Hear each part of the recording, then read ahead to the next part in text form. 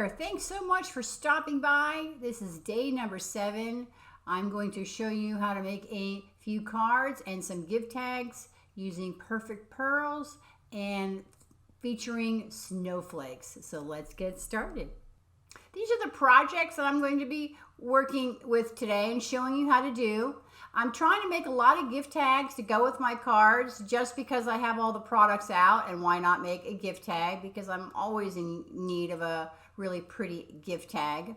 I'd never used the perfect pearls before. I did watch a video from Jennifer McGuire, and I did my first card I made, I kind of used hers as a guide, and then I branched out on my own to see what else I could do with the perfect pearls products. The background features a stamp set from Simon Says Stamp, and I just die cut some snowflakes out of different colored cardstock and pop them up on the cards. And let me show you what I did. So I grabbed this Simon Says Stamp center cut snowflake, all the perfect pearls that I ordered, and these brushes that Ranger makes that are strictly made for perfect pearls. I have a sticky mat in my MISTI, and I took out the mouse pad. And I put down my my blue cardstock, and I put my Tim Holtz grid transparency on top because I wanted to center my snowflake, and that's how I knew it was centered. I closed the door on my MISTI. I used my anti-static powder tool, and I used my Versamark. You don't really need the anti-static powder tool because I wasn't heat embossing, but every time I get out Versamark, and my mind triggers anti-static, so that's what I did. So I inked this up really well, and I used a cloth. There's some tools out there now that can help you get a really smooth coverage on your stamps. I just haven't purchased one yet. And that is what it looks like with the Versamark ink, which is really like a watermark, which is so awesome. So tap the top of your perfect pearls so when you open it up, you don't have this huge cloud of dust, and choose the colors that you're going to use. I use like an off-white, a lilac, a light blue. Now you do not need very much, the less is better. So I'm just tapping it in, and tapping off the excess, and then just pouncing it on my cardstock. I do kind of clean the brush in between the colors on that rag, so I'm not transporting and putting pink in my white, because I really don't want to do that either. So it's just a matter of grabbing just a tiny little bit, pouncing on your cardstock, figuring out where you want it. I did some multicolor. I did quite a few backgrounds. I did not use all of them today in the video. I will set them aside and use them later. And as you can see, I'm just tapping it off, pouncing it on. When I'm all done, I will take my brush and sweep it, tap the excess off, and I learn, yes, take the brush and go back and forth, and I learn not to brush it off my work table. Take a rag and clean it up with a little damp rag, otherwise you get it all over your floor and you transport perfect pearls all over your house. Ask me how I know. I am rubbing the excess off with a cloth, which I do not recommend because it smeared it a little bit.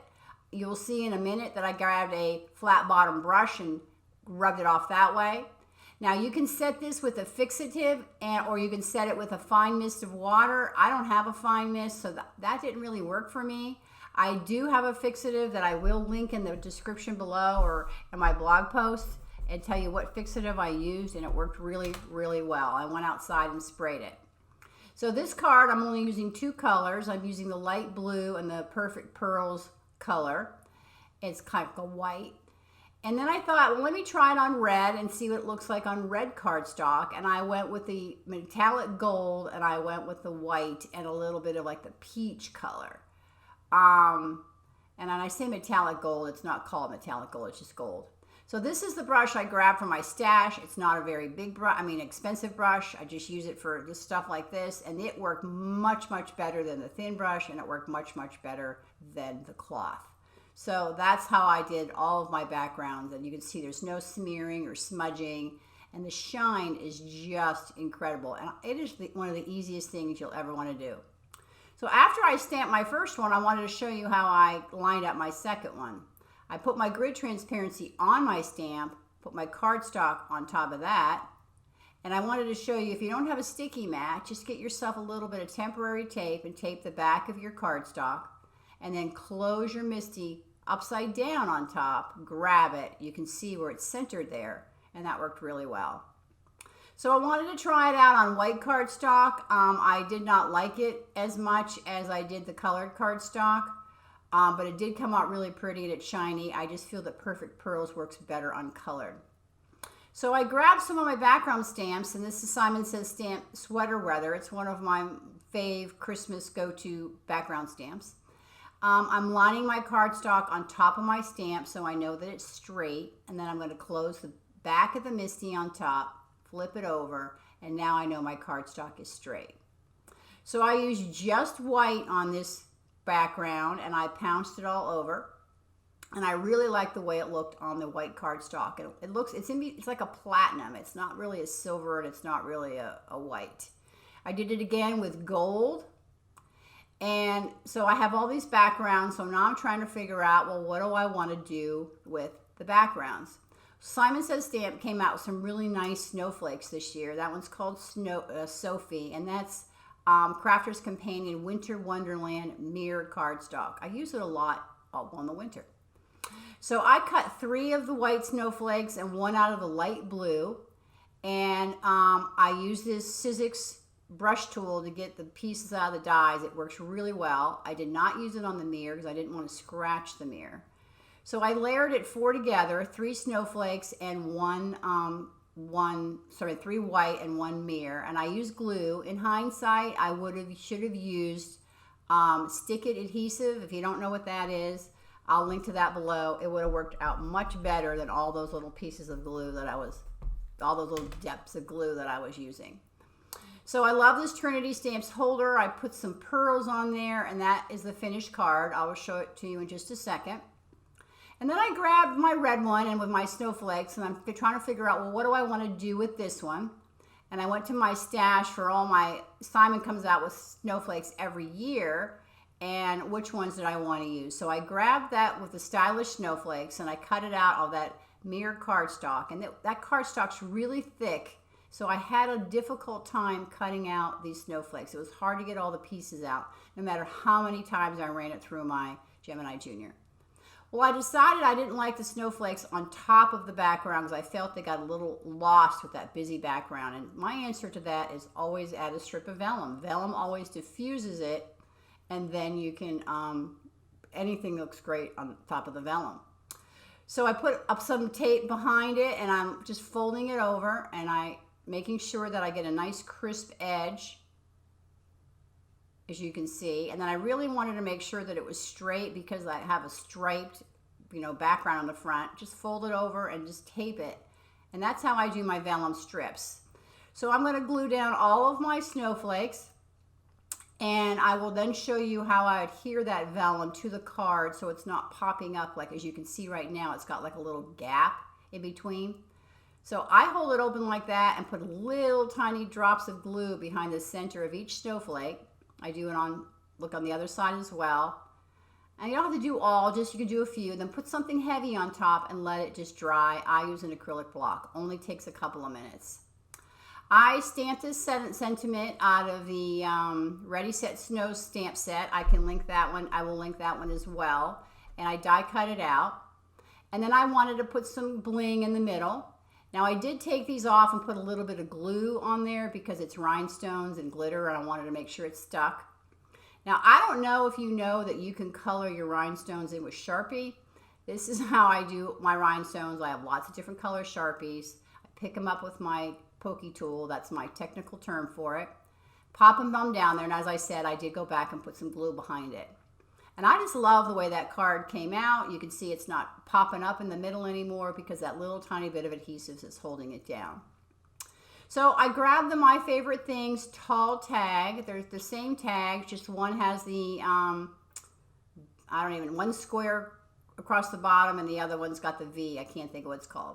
So I cut a whole bunch more of those snowflakes. I used a Tim Holtz mirror cardstock, which is not really mirror, it's really cool, and it's made out of craft paper, so it's so easy to cut out your snowflakes. And so I cut an additional piece out of the gold cardstock just for the topper, and then I add a little bit of red right there just to hide the fact that there was no stitching lines. So I laid out my snowflakes, I glued them down, and now I'm coloring more of the rhinestones in the red color to pop them up on the tags.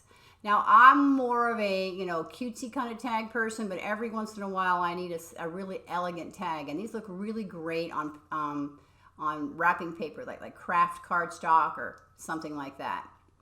Now, Paper Tray Ink, Stampin' Up, they have like amazing inks, so you can go to Hobby Lobby. I don't mean ink, I mean ribbon. Go to Hobby Lobby and get some ribbon. So I put it through my slot, and this is just gold thread that I had in my stash from the store, and my ends are way too long, but I wanted to show you what I did. So I'm getting it kind of lined up. I don't want it too close to the tag because it'll crush the tag, but I want it close, so I pull it tight. And I have a knot, and I'm going to put my tweezers there to hold that knot tight. And I'm just going to tie it again. And again, my ends are way too long. And just tie a knot, and that keeps it all held down. And then I'm going to wrap it around. I think I wrapped it around 8 times just to give it a little more thickness. And what I should have done, instead of having 2 strands of thread together, I could have had 4 strands of thread together. Then my ends would not have been so long, and I could have wrapped it around less times, but what else? So here I am struggling with my ends, and then I cut it off the extra, and I didn't like the fact that the ribbon was just as long as the tag. I felt that was a little off symmetry-wise, so I cut them on 2 different angles, and there is the tag. I think they came out really, really pretty. Now I grabbed the Warmest Wishes from that Simon Says stamp center cut snowflake. I put some Versamark ink, and I use this embossing glitter. And I'm using a dry paintbrush to get off the extra. Now, it's hard for me to know when the glitter is actually embossed. It goes from bumpy to flat, so I figured that's when it was done, but I'm just letting you know it was hard for me. You grab the mirror cardstock, darker blue, put my front on top of that. I just thought it'd be really fun to have a little bit of bling there. And then I always try to make a lot of thank you cards at Christmas time, because hopefully I'll receive a lot of gifts and I will be in need of a lot of thank you cards. So that's planning ahead on my part, and I usually tell my family that their thank you cards are all ready, just to remind them not to forget me at Christmas time. I'm kidding, I don't really do that, but I think I should. Anyhow, put something heavy on that to dry it, so it dries, and then I pop that up with some foam tape. I'm grabbing my little things, blue gems. I thought it would be fun to add a little more bling to go with that cardstock, and I kind of put a little bit of glue in the middle of the snowflakes, and I picked some of the circles that I wanted to put it in, and then I used my Crystal Catania to pick everything up. I love that Trinity Stamps holder. And here's the 2 cards. The one on the right was the blue and the white. The one on the left had some of the lilac in there as well. You can see the difference. I wish you could see the difference of the shine. And what fascinates me is it's one main stamp set and how you can get these totally different looks. So this is the Sweater Weather Snowflake card, a little more bling, and these are very bright and shiny gold tags. So I hope you enjoyed this project, and go on out and make yourself some snowflake cards, snowflake tags, but if nothing else, go on and try the Perfect Pearls. I think you're going to absolutely love them.